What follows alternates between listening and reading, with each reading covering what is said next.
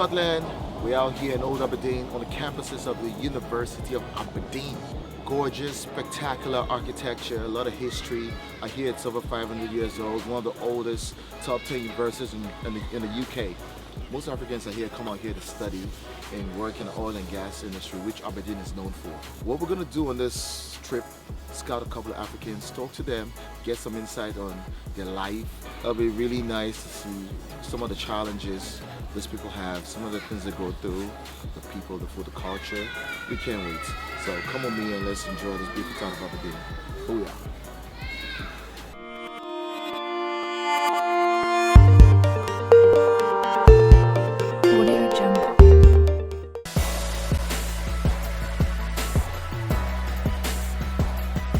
My first stop in Aberdeen was at the University of Aberdeen School of Business.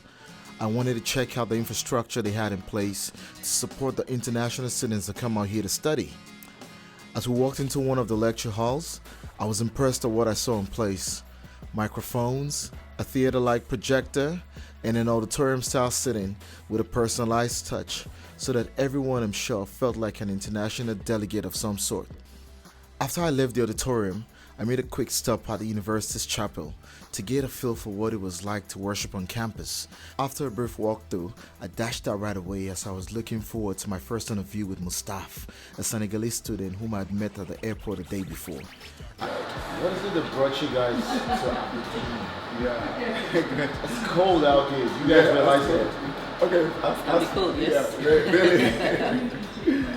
As for me, I used to be a teacher. I've taught for 10 years in a private university at the undergraduate level. In Senegal? In Senegal, yeah. I taught there for about 10 years. What did you teach? And I teach English, I teach business studies, I teach entrepreneurship, a bit of Arabic. Yeah. So I wanted now just to change my change my path and stop teaching or take it as a second career, but now focus on management position. So Senegal is supposed to be a predominantly French-speaking country. Yeah, predominantly. Yeah. So why did you go to France or? Okay, so I specialize in. When I went to the university, I chosen English. So when I started teaching also, I taught English. And I wanted to continue like that. Speaking English, going to international businesses. And yourself, Alex, you're from Nigeria, English-speaking country. I'm sure you had an easier transition into Aberdeen than Mustaf did over here. Could you tell us a little bit about your experience? Yeah, well, like I said, I'm studying management science. I actually wanted to build my ability in management and in business. That's why I decided to switch over to come over to Aberdeen to study management science. And I know that Robert Gordon is a very well-respected and popular university in the UK. Okay. And I've always loved Scotland as a person. So I just felt... Is there any reason why? Well, I kind of just like the names. I don't know, Scotland, England, I just kind of like the name, and I was like, someday in my life I will visit this place. Scotland.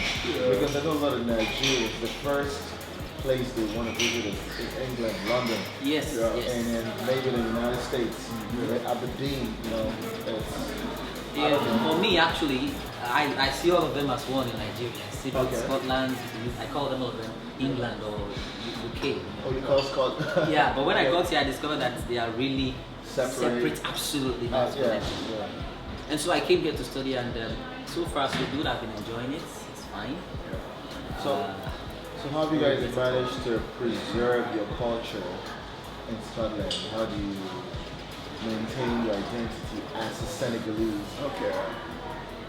Oh, fine. I found people here very relaxed, free in terms of culture, religion. I noticed that people, they practice or they just behave or wear their clothes. Culturally speaking, I don't see any limit that prevent people from just behaving or living as they like. So the society is saying affords you the ability to just be yourself. Fine. You yourself. Being outside or in the university, you yourself. You don't need to. Even amongst the locals, like the Scottish Yeah, people. they are, well, the Scottish people are very, very receptive. I must tell you. Yeah. Although when you come in initially, they appear to be reserved. I will say that. Yeah. So many people who come into Scotland for the first time, Yeah. they're always pissed off. They always, they feel very. Sometimes some of them are angry. What kind of people are these? I felt that way when I came in. I must tell you, I wasn't quite happy initially because you try to reach out to people and then you see them. It's kind of pulling back or staying away from you. Yeah. But with time, I got to see that they are maybe. I say they are strangers shy. Okay. So they probably need time to warm up to Yeah. to you. But at the moment, I am having a good time. It was good to know that this gentleman had found a way to understand the people of Scotland and adjust accordingly.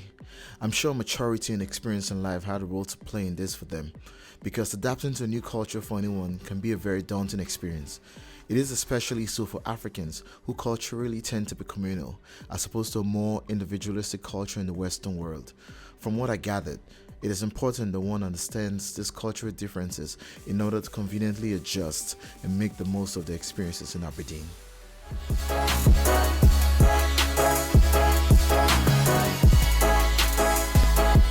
We're on the site of the Church of Scotland, one of the oldest churches in Scotland. Yet again, awesome architecture, shiny granite walls. Let's take a look and see. I must admit that it felt pretty cool to be inside a building that had stood for centuries and had so much history. Can you imagine all the people that have passed through this aisle? I wanted to learn some more about the history of this building, so I reached out to Leslie, the custodian on site. Could you tell me a little bit about this place? Okay, well, in 650, St. Columba came from Ireland to Iona off the west coast of Scotland, and he told one of his followers, St. Macha, to go to the east coast of Scotland, and where the river forms a bend like a shepherd's crook, a crozier, he said, build a church there, which we believe he did, although we can't find any remains, apart from a Celtic cross, which is just above the vestry door, round the corner Right there, here in this building. on the left. Okay. But we know for sure that a building was commenced here about 1050 and was completed when the roof was added in 1520.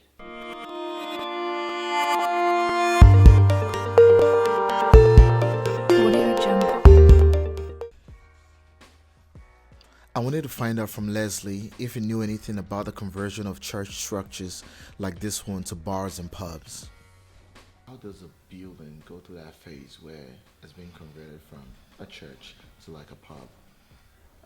It's deconsecrated. Deconcentrated. Deconsecrated, yes. What makes a building go through that phase? Is it because of the lack of fellowship? That's right. There aren't enough people going to church. Is there a number? Is there a threshold? I don't know, You don't but know. it's just, I suppose if there's just not enough people there, that they can go to another church, where a neighbouring church, where there are enough people to use it as a place of worship. The consecration was quite an interesting concept to me, so I set out to find for myself one of such buildings and possibly snag an interview.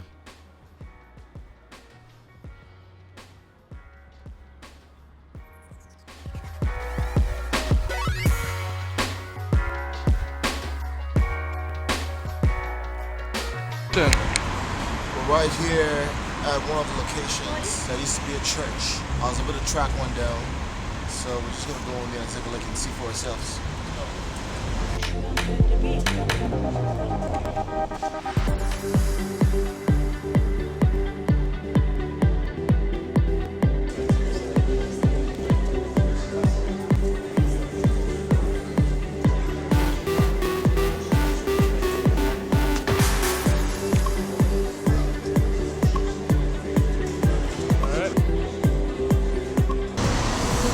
I don't know how I feel right now. It's just a mixed feeling. So. I wasn't able to secure an interview, and I was clearly subdued by just being in there. But then again, that lends credence to my faith as a Christian and how far off on the moral spectrum the present use of the building was for me, at least based on the teachings of Christianity.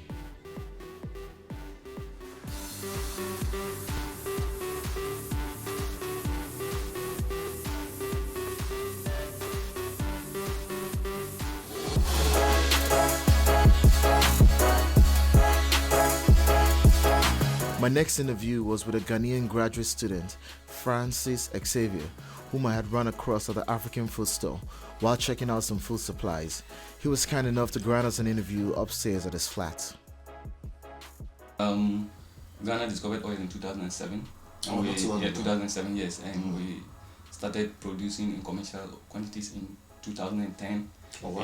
And there's a human resource gap, in that sector. There's a gap. The human resource base to work in the oil sector in Ghana, Okay. it's limited. So they need more people So you- to acquire skills. So you saw that opportunity. Yes, in so Ghana. I saw the opportunity to train myself in that sector so that I can go and then fill that. So gap. prior to you coming out here for your masters, what career path were you on? I was practicing as a journalist. As a, oh, I was practicing whoa. as a journalist, and I have over 40 published articles and over 300 stories in various media outlets in Nigeria, Ghana, Uganda, and the UK. I'm sitting with a rock Yeah. star and I didn't Yeah. even know it. So I have a lot That's of. amazing. But if you go online, then if you just Google my name, you see so many of my stuff. What do you usually write about? I write on African issues, African not issues, just okay. Ghana, but African issues. For instance, good governance and democracy, good leadership, development, that kind of thing, the way forward for Africa. And especially, I try to identify the problems facing Africa, but we have so many resources, all the resources We I think do. of, yes, but We we do. are still lagging behind. So I try to identify the problems and then look for solutions to those problems. So So you those are the kind of issues. I Issues. like. You seem to be very pro-African, and Yeah. I would like to know how you've transcended some of those qualities into your relationships here with Africans on campus or in the city of Aberdeen. Yes, as you mentioned, you are right. I'm a Pan-Africanist. I've read a lot about. I read a lot about Africa, Yeah. not just Ghana, but Yeah, yeah. Africa as a whole. And with Ghana's first president, Nkrumah. Kwame Nkrumah, I read a lot. I have his books here, Yeah. and I read a lot about him. He said when Ghana gained independence, he said the independence of Ghana is meaningless unless it is linked up with the total liberation of the African continent. Oh, So that kind of mentality, I have that kind of mentality. So, and when I came here, I decided to join other African brothers and sisters. Mhm. Then we came together to form an association, African Students Association, Association. and I'm the PRO. Oh, you're the PR. Yes. Oh. So we try to, bring African brothers and sisters in Aberdeen together, and then encouraging ourselves to go back there. Some of us, when we come here, we don't want to go back because of the problems and all those things back Yeah, home. it's easier. So we want to remain here, but we are telling ourselves that it's not good to acquire knowledge and remain here. But these people they are developed already, Mhm, so we need to go Take back that home back. with that skills and knowledge that we've acquired here to help our African brothers and sisters back home. Now, for you, in your case, you discovered a gap Yeah. in that human Yeah. resources and leadership in Ghana. Yeah. So you came here to get all the skills and go back to fill that void. Yeah. Do you think some of these other people have that same opportunity in their countries? Yes, I think so.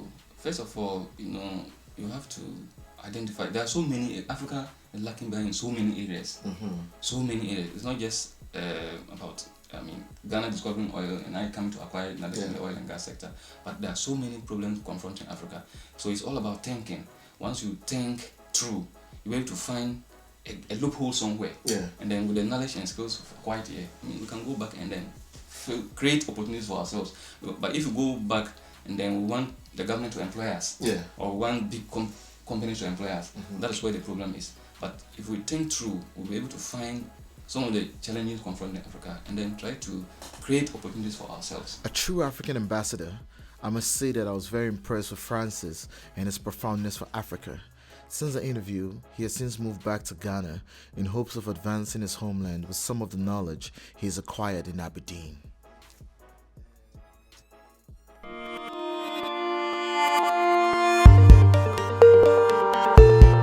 Audio Jungle.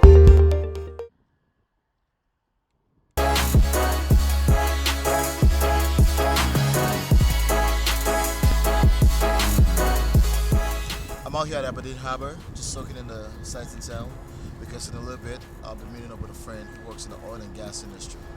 So I just need to get a feel of what his career and job is like. Hello, Mr. Erica. Prince. Erica. I apologize. No problem. Would you give me a brief background about yourself? I'm a subsea technical expert, subsea engineer. I worked for a couple of oil and gas companies, and I work for one right now in Aberdeen, Scotland, the energy capital of Europe. What better source was there to get a professional perspective of living and working as an African in Aberdeen than Prince Erica, a Nigerian and subsea engineer who now calls Aberdeen home? When I finished my first degree in West Africa, I wanted to hone my skills, and I looked around and I said, going to the oil capital of the nation of Europe would be a great place to study. I'll get to learn from the best in the industry. And so I made an application, and I got admission to come over here, and I came to Aberdeen to study.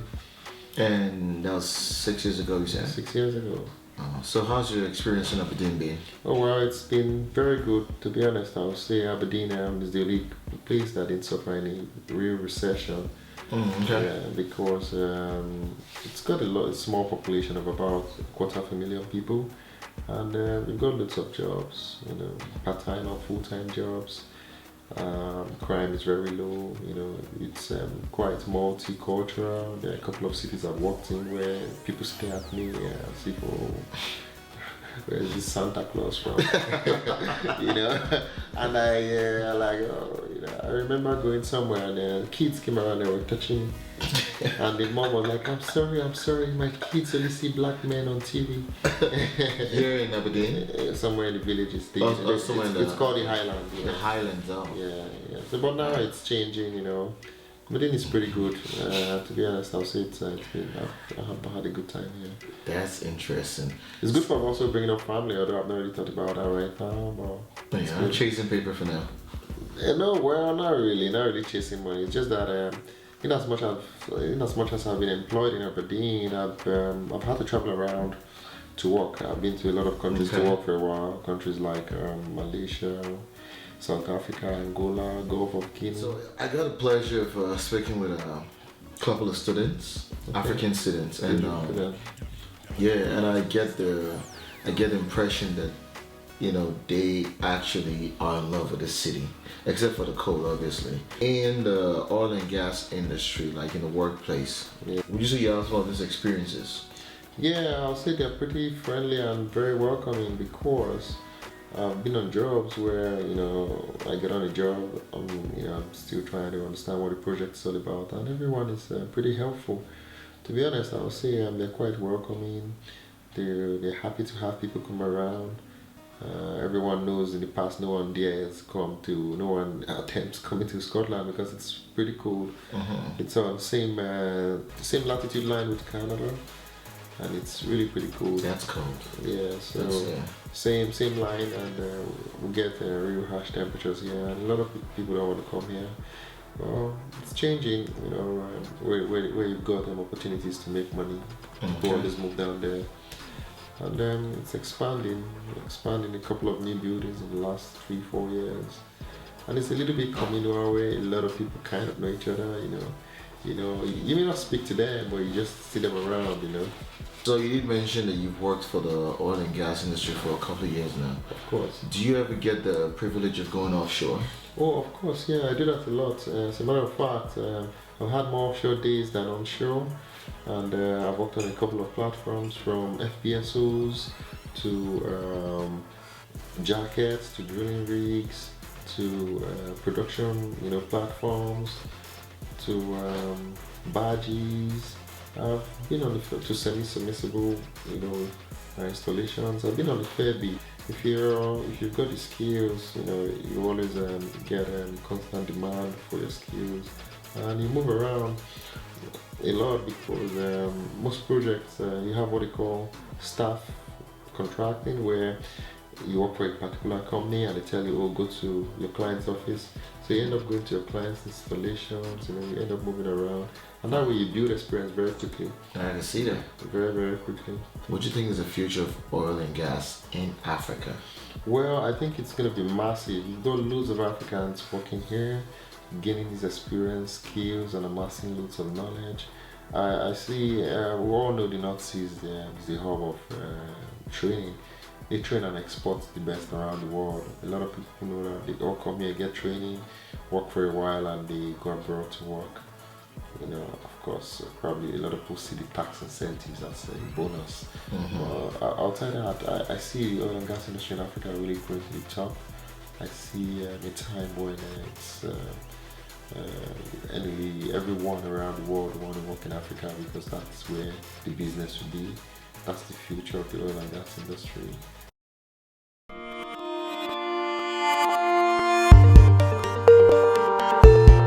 Audio Jungle.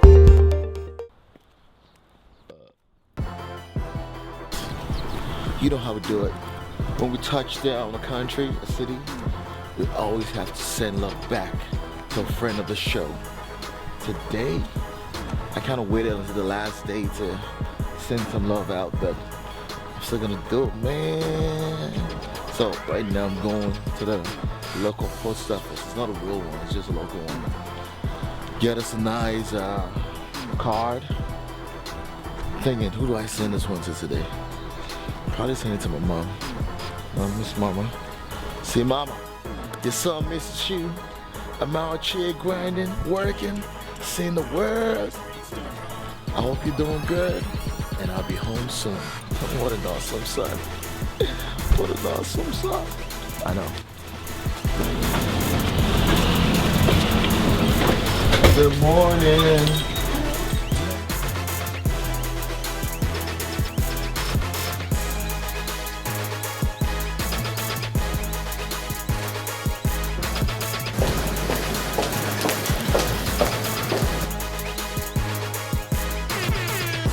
Overall, I thought Aberdeen was a pretty decent city. The availability of oil and gas makes it an attractive city for families and students alike. I got a generous sense that the Africans here have found a way to make Aberdeen home, whether it's temporarily as students or as working professionals. These were the two categories the majority of Africans fit into. Now, despite the limited time in Aberdeen, I also took time to check out some historic Scottish sites to get a complete experience of life in Aberdeen.